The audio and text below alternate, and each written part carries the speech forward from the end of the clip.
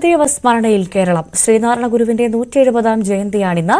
ഗുരുവിന്റെ ജന്മഗൃഹമായ ചെമ്പഴന്തിയിലും വർക്കല ശിവഗിരിയിലും അരുവിപ്പുറത്തും ജയന്തി ആഘോഷങ്ങൾ തുടങ്ങി.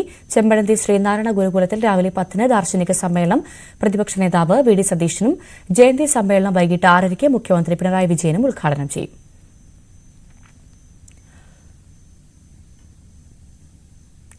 പോലീസിന്റെ കണ്ണ് വെട്ടിച്ച് മുങ്ങുന്ന വിരുദ്ധനാണ് കൊല്ലം പരവൂർ സ്വദേശിയായ അഭിജിത്ത്. കഴിഞ്ഞ ദിവസം കോടതി നടപടികൾ പൂർത്തിയാകും മുൻപ് ജഡ്ജിയുടെ ചേംബറിനടുത്ത് നിന്ന് ഇയാൾ ഓടി രക്ഷപ്പെട്ടിരുന്നു. പിന്നീട് പ്രതിയെ ബാംഗ്ലൂരിൽ നിന്ന് പോലീസ് പിടികൂടിയത്. കസ്റ്റഡിയിൽ കിട്ടിയ പ്രതിയെ പോലീസ് മുറകളെല്ലാം മാറ്റിവെച്ചാണ് കൊല്ലം പോലീസ് കൈകാര്യം ചെയ്തത്. സൌഹൃദം പങ്കുവച്ചും പാട്ടുപാടിയും കോടതിയിലെത്തിച്ചു. വീണ്ടും പ്രതി മുങ്ങാതിരിക്കാനായിരുന്നു പോലീസിന്റെ ഇത്തരം പരീക്ഷണം.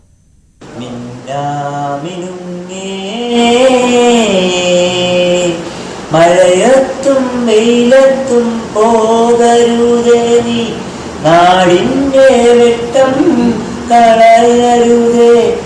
മഴയത്തും വെയിലത്തും പോകരുതേ നീ, നാടിന്റെ വെട്ടം കളയരുതേ. പോലീസിന്റെ കണ്ണുവെട്ടിച്ച് ഏതു സമയവും കടന്നുകളയാനുള്ള കഴിവുണ്ട് അഭിജിത്തിന്. ഇത് മനസ്സിലാക്കിയ പോലീസുകാർ പ്രതിയെ കോടതിയിൽ ഹാജരാക്കും വരെ കസ്റ്റഡിയിൽ സൂക്ഷിക്കാൻ കണ്ടെത്തിയ മാർഗമാണിത്. അഭിജിത്തിനെ പോക്സോ കേസിൽ ഓഗസ്റ്റ് 2-നാണ് പരവൂർ പോലീസ് അറസ്റ്റ് ചെയ്ത് റിമാൻഡ് ചെയ്തത്. 9-ന് കൊല്ലം കോടതിയിൽ മറ്റൊരു കേസിന്റെ കസ്റ്റഡിയിൽ ഹാജരാക്കിയപ്പോൾ പോലീസിന്റെ കണ്ണുവെട്ടിച്ച് കടന്നുകളയുകയായിരുന്നു. പ്രതിയുടെ കഴുത്തിൽ ചിത്രശലഭത്തിന്റെ മാതൃകയിൽ പച്ചകുത്തിയിരുന്നു. ഈ ചിത്രം സ്പെഷ്യൽ ബ്രാഞ്ച് കൈമാറിയതോടെയാണ് പ്രതിയെ പിടികൂടാൻ സാധിച്ചത്. കൊല്ലം പരവൂർ സ്വദേശിയാണ് 21 വയസ്സുള്ള അഭിജിത്ത്. പ്രായപൂർത്തിയാകാത്ത പെൺകുട്ടികളോട് അശ്ലീലം പറഞ്ഞ ഇയാളെ കഴിഞ്ഞ മാസം 2-നാണ് പരവൂർ പോലീസ് അറസ്റ്റ് ചെയ്തത്. കൊല്ലം അഡീഷണൽ സെഷൻസ് കോടതി 2-ൽ വെച്ച് ജഡ്ജി ചേംബറിനടുത്തേക്ക് വിളിച്ച് മൊഴിയെടുക്കുന്നതിനിടെയാണ് പോക്സോ കേസ് പ്രതി കോടതിയിൽ നിന്ന് രക്ഷപ്പെട്ടത്.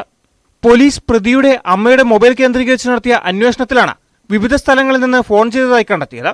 തുടർന്ന് ബംഗളൂരുവിൽ വെച്ച് റെയിൽവേ പോലീസ് പിടികൂടി കൊല്ലം പോലീസിന് കൈമാറുകയായിരുന്നു. അഭിജിത്തിനെ കൊല്ലം കോടതി റിമാൻഡ് ചെയ്തു. ന്യൂസ് 18 കൊട്ടാരക്കര.